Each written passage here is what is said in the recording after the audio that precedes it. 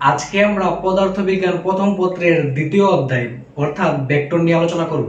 তো আজকের ক্লাসে আমরা ভেক্টর একদম প্রাথমিক আলোচনা করব। তো চলো আলোচনা শুরু করা যাক। তো ভেক্টর নিয়ে আলোচনা করার শুরুতে আমাদেরকে জানতে হবে রাশি কি। তো রাশি হলো কি? রাশি হলো এই ভৌত জগতে যা কিছু পরিমাপ করা যায় তাকে রাশি বলে। যেমন দৈর্ঘ্য, ভর, সময় এগুলাকে কি পরিমাপ করা যায়।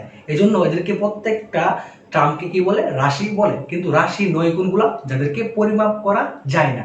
যেমন দুঃখ, সুখ, কষ্ট, আনন্দ এগুলাকে আমরা কি গ্রাম বা কেজি একক বা অথবা অন্য কোনো এককে পরিমাপ করতে পারি না। যেমন মনে করো তোমার একটা বন্ধু তোমাকে এসএমএস করার কথা ছিল কিন্তু সে এসএমএস করে নাই। তুমি কি তাকে বলতে পারবো এরকম যে তুমি কালকে আমার এসএমএস করো নাই, আমি এই জন্য 1 কেজি কষ্ট পাইছি? আমরা কিন্তু এরকম বলি না। অথবা কি 100 গ্রাম কষ্ট পাইছি এরকম ভাবে বলি না। যেহেতু এগুলাকে আমরা কি গ্রাম বা কেজি এককে পরিমাপ করতে পারি না অথবা অন্য কোনো এককে পরিমাপ করতে পারি না, এই জন্য এগুলা কি রাশি নয়। তো রাশিকে আবার কি দুই ভাগে ভাগ করা হয়েছে।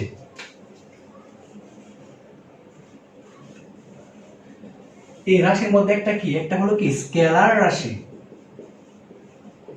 স্কেলার রাশি, আরেকটা হলো ভেক্টর রাশি।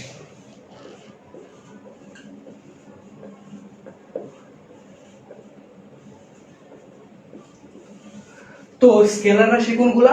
যে সকল রাশিকে শুধু মান দিয়ে প্রকাশ করা যায়, মানে সম্পূর্ণরূপে প্রকাশ করার জন্য শুধু মান প্রয়োজন। যেমন মনে করো তোমাকে যদি আমি বলি এখন কয়টা বাজে, তুমি কি বলবা? তুমি কি বলবা পশ্চিম দিকে 10টা বাজে অথবা কি উত্তর দিকে 10টা বাজে? মানে এটা কোনো বলা দরকারই নাই। তুমি যদি 10টা বাজে বলো তাহলে কিন্তু আমি বুঝে ফেলবো এটা কি তুমি 10টা মানে কি বুঝে গেছো। তো এটা কিন্তু কি আমার দিকের কোনো প্রয়োজন হয় না। মানে স্কেলার রাশি ওই সকল রাশিকে স্কেলার রাশি বলা হয় যাদেরকে সম্পূর্ণরূপে প্রকাশ করার জন্য শুধু মানের প্রয়োজন, দিকের কোনো প্রয়োজন হয় না। যেমন কি সময়, দৈর্ঘ্য, ভর ইত্যাদি। তো স্কেলার রাশি যেহেতু কি দিক নাই শুধু মান আছে, জন্য এই রাশির আরেকটা নাম হলো কি অদিক রাশি। কি রাশি? অদিক রাশি।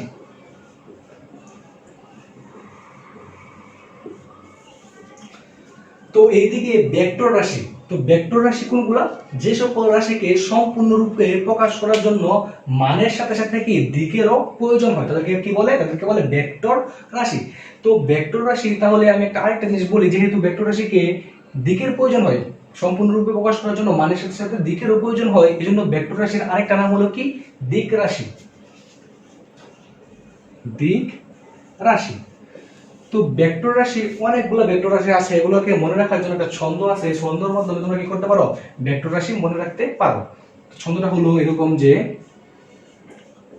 ববে সব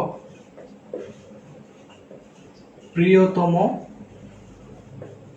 বাসে প্রেমে। তো এখানে ববের বতে হলো কি বরবেগ, এই বে হলো কি বেগ, এই এসতে হলো কি স্মরণ, এখানে বেগ হলো কি ব হলো বল, এখানে প্রি হলো কি পৃষ্ঠটান, ও হলো ওজন, ত হলো ত্বরণ, এম হলো মন্দন, বাসে হলো কি সকল ভ্রামক, সকল ভ্রামক।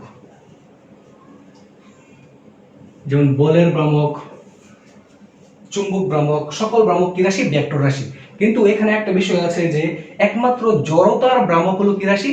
স্কেলার রাশি। বাকি সব ভ্রামক কি ভেক্টর রাশি, এক্সেপ্ট জড়তার ভ্রামক, আর সব ভ্রামক কি ভেক্টর রাশি। তো প্রেমে মানে কি? এখানে প্রাবল্য, সকল প্রাবল্য। তো এই ছন্দের মাধ্যমে কিন্তু আমরা সবগুলো মোটামুটি প্রায় অনেকগুলা কি ভেক্টর রাশি মনে রাখতে পারি। কি ববের সব প্রিয়তম বাসে প্রেমে। বল মানে কি বরবেগ, বের মানে বেগ, এস হলো স্মরণ, ব মানে কি বল, পি মানে হলো পৃষ্ঠটান, ও মানে ওজন, তো মানে ত্বরণ, এম মানে মন্দন, এই বাসে মানে কি সকল ভ্রামক একমাত্র কি জড়তার ভ্রামক ব্যতীত।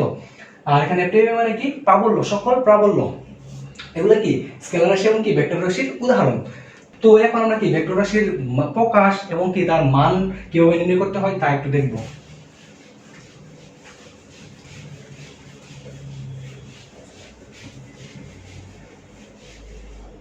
তো মনে করো একটা ভেক্টর, যদি একটা ভেক্টর হয় তাহলে এটাকে কিভাবে প্রকাশ করা যায়? এই ভেক্টরকে আমরা চার ভাবে প্রকাশ করতে পারি। যদি একটা ভেক্টর হয়, এই ভেক্টর এটাকে প্রকাশ করতে পারি আমরা এইভাবে। প্রথমে কি করতে পারি, উপরে একটা তীর চিহ্ন দিয়ে কি এটাকে আমি ভেক্টর রূপে প্রকাশ করতে পারি। অথবা আমি কি করতে পারি, অথবা আমি উপরে একটা শুধু একটা টান এরো চিহ্ন এইরকম একটা টান দিয়ে, শুধু উপরে একটা টান দিয়েও কি আমি একটা ভেক্টরকে প্রকাশ করতে পারি। অথবা কি নিচে একটা টান দিয়ে এরকম ভাবে ভেক্টরকে প্রকাশ করতে পারি। অথবা কি এক সাইড এরকম বোল্ড করে কি করতে পারি, ভেক্টরকে প্রকাশ করতে পারি। তো এই চার ভাবে কি করা যায়, ভেক্টরকে প্রকাশ করা যায়। কিন্তু সবচেয়ে প্রচলিত ভাবে কি, সবচেয়ে বেশি প্রচলন আছে কি এইভাবে প্রকাশ করার জন্য। এর উপর কি এরকম একটা তীর চিহ্ন দিয়ে কি সবচেয়ে বেশি প্রচলন আছে ভেক্টরকে প্রকাশ করার। তোমরা কি তুমি যে কোনো ভাবে যদি প্রকাশ করো ভেক্টরকে তাহলে কিন্তু হবে। কিন্তু তোমাদের বইয়ের মধ্যে সবচেয়ে বেশি প্রচলন আছে কোনটা, প্রথমটার কি সবচেয়ে বেশি প্রচলন আছে। তোমরা একটা ভেক্টরকে কিভাবে প্রকাশ করবো, এ একটা যদি ভেক্টর হয় তাহলে প্রকাশ করবো কি এর উপরে তীর চিহ্ন। যদি বি একটা ভেক্টর হয় তাহলে কি তাকে কিভাবে প্রকাশ করবো, বি এবং কি উপরে টান। আমরা যে কোনো যদি একটা ভেক্টর হয় তাহলে কিভাবে প্রকাশ করবো, যেমন আর একটা ভেক্টর হলে প্রকাশ করবো কিভাবে, আর উপরে কি এরকম তীর চিহ্ন। তোমরা ভেক্টরের প্রকাশ শিখলাম, এখন কথা হলো ভেক্টরের মানটা কি। তো ভেক্টরের মান হলো, যদি একটা ভেক্টর হয় তাহলে তার মান কি হবে, তার মান হবে যে এরকম, এদিকে তাকাও দেখো, এর মান হবে কি modulus of A vector. Modulus of A vector অথবা কি মডুলাস অফ যে এ উপরে টান দিও কি তুমি এটাকে ভেক্টরের মান হিসেবে প্রকাশ করতে পারো। অথবা কি মডুলাস অফ এ নিচে এরকম ভাবে টান দিও কি তুমি ভেক্টরের মান প্রকাশ করতে পারো। অথবা মডুলাস অফ এ এক সাইড বোল্ড করেও কি তুমি ভেক্টরের মান প্রকাশ করতে পারো। কিন্তু তোমাদের বইয়ের সবচেয়ে বেশি প্রচলন আছে কোনটা, এটা সবচেয়ে বেশি প্রচলন আছে।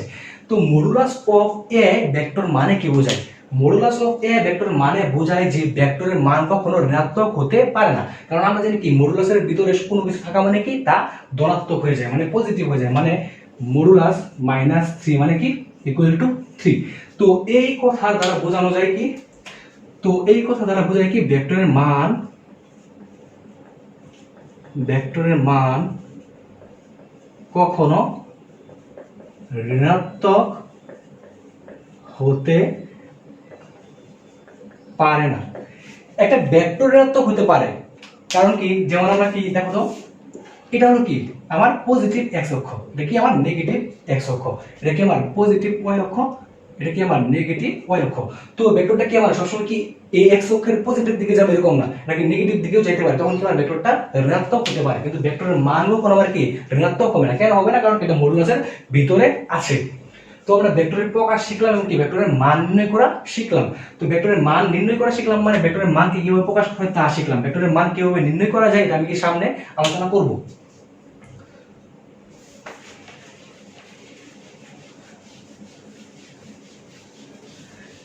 এখন আমরা ভেক্টরের প্রকার নিয়ে আলোচনা করব। ভেক্টর তো অনেকগুলা, তোমাদের বইয়ে অনেকগুলা ভেক্টর নিয়ে আলোচনা করা হয়েছে। এর মধ্যে একটা হলো কি একক ভেক্টর, আর আরেকটা নাল ভেক্টর আছে, সদিশ ভেক্টর আছে, সমরেখ ভেক্টর আছে, সমরেখ ভেক্টর আছে, পরে হলো বিপদীপ ভেক্টর আছে, অবস্থান ভেক্টর, সরণ ভেক্টর, এগুলো কি অনেকগুলা ভেক্টরের কথাগুলো আছে।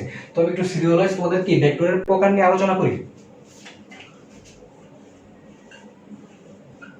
ভেক্টরের প্রকার, তো একটা ভেক্টর এরকম আছে যে একক ভেক্টর।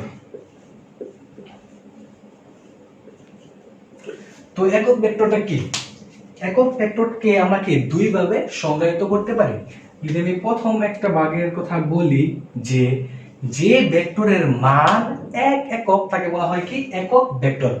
মানে যদি একটা ভেক্টর হয়, মনে করো একটা ভেক্টর, তাহলে এটা কখন একক ভেক্টর হবে, যখন তার মান এক একক হবে। এ ভেক্টরের মানকে কিভাবে প্রকাশ করা হয়, modulus of A equal to যদি 1 হয় তাহলে এই ভেক্টরটা কি হবে, এই ভেক্টরটা হবে কি একক ভেক্টর। তাহলে বলে যদি তোমাকে বলে একক ভেক্টর, একক ভেক্টর মানে কি ওই ভেক্টরের মান কি এক একক, মান মানে কি মডুলাস অফ ওই ভেক্টর, তাহলে এটা কি একটা একক ভেক্টর। তুমি আরেক ভাবে কি একক ভেক্টরকে সংজ্ঞায়িত করতে পারি। তাহলে কি কোন ভেক্টরকে যদি আমি তার মান দ্বারা ভাগ করি তাহলে যে ভেক্টর পাবো তাকে বলা হয় কি একক ভেক্টর। আমি একটু আবার বলছি, কি বললাম, কোন একটা ভেক্টরকে যদি তার মান দিয়ে ভাগ করি তখন আমরা যে জিনিসটা পাবো ওটাই কি আমার একক ভেক্টর। মানে এ যদি একটা ভেক্টর হয় তাহলে মনে করো একটা ভেক্টর হয় তাহলে এর মান হবে কি মডুলাস অফ এ। তো ওই এ ভেক্টরকে যদি তার মান দিয়ে ভাগ করি তখন আমি যে ভেক্টরটা পাবো তাকে বলা হয় কি একক ভেক্টর।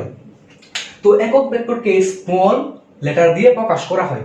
তাহলে যেহেতু এ এর একক ভেক্টর, তাহলে কি দ্বারা প্রকাশ করা হবে? স্মল এ দিয়ে। এবং একক ভেক্টরকে প্রকাশ করার জন্য উপরে কি হয়, একটা টুপি চিহ্ন ব্যবহার করা হয়। তাহলে এ এর একক ভেক্টর কি? এ এর একক ভেক্টর হলো এ ভেক্টর, এবং কিউ ভেক্টরের মান দিয়ে ভাগ করলে যা পাবো তাই কি আমার এ এর একক ভেক্টর। তোমাকে যদি বলতো বি এর একক ভেক্টর কি, বি এর একক ভেক্টর হতো কি, যদি বি একটা ভেক্টর হতো তাহলে বি এর একক ভেক্টর হতো কি, বি টুপি equal to B vector by B ভেক্টরের কি মান, বি ভেক্টরের কি মান। এভাবে কিন্তু আমরা কি দুই ভাবে একক ভেক্টরকে সংজ্ঞায়িত করতে পারি। প্রথমে আমি বলছি কি, যে ভেক্টরের মান এক একক তাকে বলা হয় কি একক ভেক্টর, অথবা কি কোনো একটা ভেক্টরকে যদি তার মান দিয়ে ভাগ করা হয় তাহলে যে ভেক্টর পাওয়া যায় তাকে বলে কি একক ভেক্টর। আমি আশা করি কি তোমরা একক ভেক্টর বুঝতে পারছো।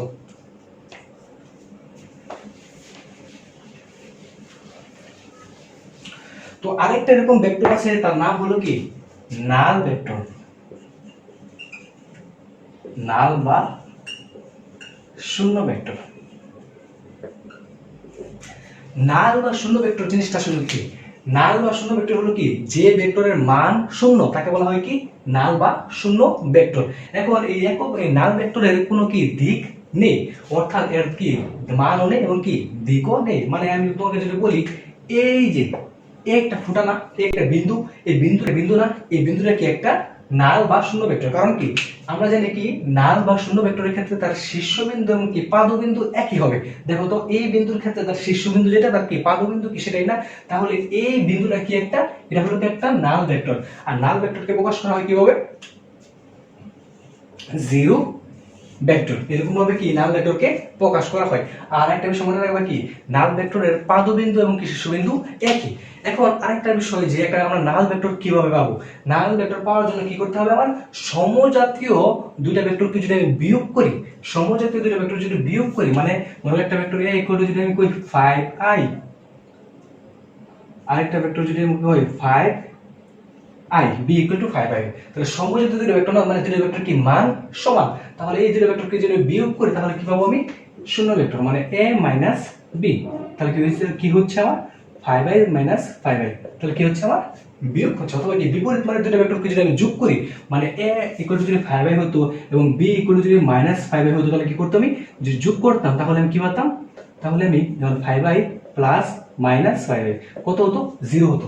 মানে সমজাতীয় দুইটা ভেক্টরকে যদি আমি বিয়োগ করি তাহলে আমি কি পাবো?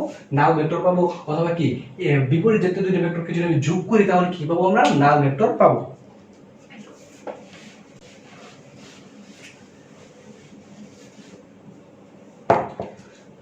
তো আরেকটা ভেক্টর এরকম হলো কি অবস্থান ভেক্টর।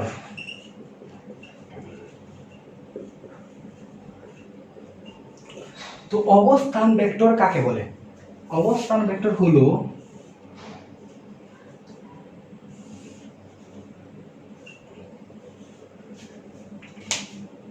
প্রসঙ্গ কাঠামোর মূলবিন্দুর সাপেক্ষ থেকে কোন বস্তুর অবস্থান যে ভেক্টর দ্বারা নির্দেশ করা হয় তাকে বলা হয় কি অবস্থান ভেক্টর।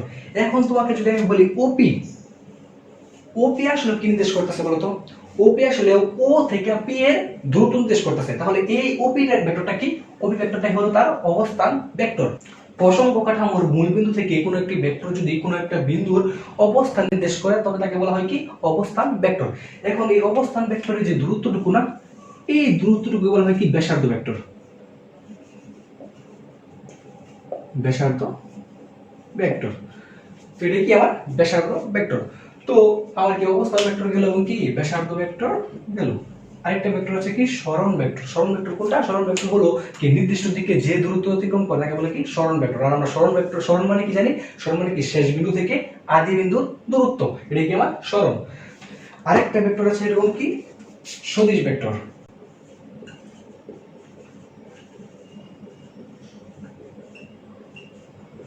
সদিশ ভেক্টর কোনটা? সদিশ ভেক্টর হলো সমজাতীয় দুটি অসমমানের ভেক্টর যদি একই দিকে কাজ করে তো তাদেরকে কি বলে? সদিশ ভেক্টর। কি বললাম? সমজাতীয় অসমমানের দুটি ভেক্টর, মানে দুটি ভেক্টর কি মান কি সমান হবে না। মনে করো একটা ভেক্টর তার মান হলো কি এদিকে এইটুকু, আর মনে করো বি একটা ভেক্টর তা হলো কি এতটুকু। তাহলে তারা একই দিকে কাজ করতেছে না, তাহলে এ আর বি কি হবে? তারা পরস্পর কি হবে? তারা সদিশ ভেক্টর হবে। আরেকটা ভেক্টর আছে কি বিপরীত ভেক্টর। তো বিপরীত ভেক্টর কোনটা? যদি দুটি সমান্তরাল ভেক্টরের একটির মান অপরটির বিপরীত হয় তবে তাদেরকে বলা হয় কি বিপরীত ভেক্টর। মানে যদি a = 5i হয় এবং b = যদি 1/5i হয়, তাহলে এই দুটো ভেক্টর পরস্পরের কি বিপরীত। মানে একটার মান কি আরেকটার কি উল্টা। যদি দুটো গুণফল কি হবে, দুইটা বিপরীত ভেক্টরের গুণফল হবে কত 1। দেখো তো, যদি আমি 5 × 1/5, মানে আমি কি এরকম দিক ব্যতীত যদি গুণ করি তাহলে কি হবে গুণফল 1 হবে। তাহলে যদি একটা ভেক্টর যদি 1 হয় 10 হয় আর একটা ভেক্টর যদি 1/10 হয়, এই দুটো কি পরস্পরের বিপরীত ভেক্টর হবে। আরেকটা ভেক্টর কি আছে, আরেকটা হলো সমরেখ ভেক্টর। সমরেখ ভেক্টর কি দুই বা ততোধিক ভেক্টর যদি দুই বা ততোধিক ভেক্টর যদি একই দিকে চলে বা সমান্তরালে চলে পরস্পর, তবে তাদেরকে বলে কি সমরেখ ভেক্টর। মানে এই যে তারপর কি সমান্তরালে চলছে না, তাহলে এই দুটো ভেক্টর কি, এটা যদি একটা a ভেক্টর হয়, এটা যদি b একটা ভেক্টর হয়, তাহলে পরস্পর কি তারা সমরেখ ভেক্টর। এবং আরেকটা ভেক্টর আছে কি সমতুল্য ভেক্টর। সমতুল্য ভেক্টরটা কি? সমতুল্য ভেক্টর হলো দুই ততোধিক ভেক্টর যদি কি পরস্পর একই তলে কাজ করে। যদি একই তলে কাজ করতেছে না, মনে করো এই একটা ভেক্টর এই একটা ভেক্টর পরস্পর কি একই তলে কাজ করতেছে না, তাহলে এই দুটো ভেক্টর কি হবে পরস্পর সমতুল্য ভেক্টর। এখন আরেকটা ভেক্টর কি আছে, আরেকটা ভেক্টর আছে যে ঋণাত্মক ভেক্টর। তো ঋণাত্মক ভেক্টর কোনটা? একটা আরেকটার কি বিপরীত দিকে কাজ করবে। মানে একটা ভেক্টর যদি a = 5i হয়, আরেকটা ভেক্টর কি হবে a = -5i। এরা পরস্পর কি বিপরীত, এরা পরস্পর কি বিপরীত ভেক্টর বা ঋণ ভেক্টর। বিপরীত ভেক্টর আরেকটা নাম কি ঋণ ভেক্টর। এই ছিল ভেক্টরের মোটামুটি পরিচিতি। তো আজকের ক্লাসে আমরা কি এই ভেক্টরের পরিচিতি সম্পর্কে জানলাম। তো পরবর্তী ক্লাসে আমরা কি ভেক্টরের মান নির্ণয়, ভেক্টর কিভাবে যোগ করতে হয়, ভেক্টরের বিয়োগ এগুলা শিখবো। তো আজকে এই পর্যন্তই। তোমরা সবাই ভালো থাকো। আসসালামু আলাইকুম।